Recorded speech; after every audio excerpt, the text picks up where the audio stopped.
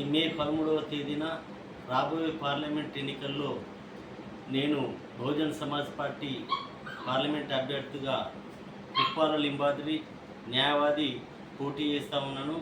దయచేసి BC SC ST మతమైనటువంటి వర్గాలకు చెందినటువంటి విద్యార్థులు, నిరుద్యోగులు, మేధావులు, మహిళలు దయచేసి ఆలోచించి, మీరు స్వతంత్రం వచ్చినప్పటి నుండి బీజేపీ, కాంగ్రెస్, బీఆర్ఎస్ పార్టీలను మీరు చూసిండ్రు, వారి పరిపాలన చూసిండ్రు.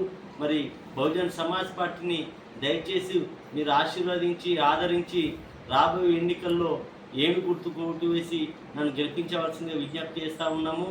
మరి బీజేపీ పార్టీ ఒక దిక్కు మరి భారత రాజ్యాంగాన్ని మారుస్తాము, రద్దు చేస్తామని సోషల్ మీడియా ద్వారా, పత్రికా ప్రకటనల ద్వారా మరి పేర్కొంటూ ఉన్నారు.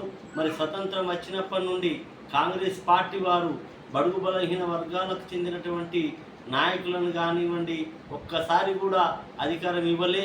మరి బీఆర్ఎస్ పాలన చూస్తే దాదాపు 10 సంవత్సరాల కాలంలో మాజీ ముఖ్యమంత్రి చంద్రశేఖరరావు గారు మరి తెలంగాణను సర్వనాశనం చేసి అప్పుల పాలు చేసిన ఘనత కేసీఆర్ గారిది.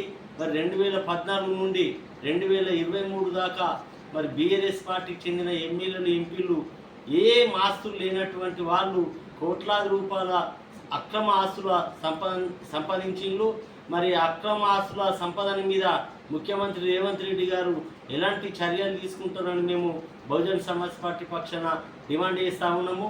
మరి ప్రధానమంత్రి నరేంద్ర మోడీ గారు 2014 ఎన్నికలలో నిరుద్యోగులకు 2 కోట్ల ఉద్యోగాలు ఇస్తామని చెప్పి ప్రతి మనిషి అకౌంట్లో 15 లక్షల రూపాయలు జమ చేస్తామని చెప్పి ఇప్పటి వరకు కూడా ఆ హామీలు నెరవేర్చలే. దయచేసి రాబోయే ఎన్నికల్లో బీజేపీ పార్టీకి ప్రజలు తగిన బుద్ధి చెప్పాలని మా బహుజన్ సమాజ్ పార్టీ పక్షాన విజ్ఞప్తి చేస్తూ ఉన్నాము.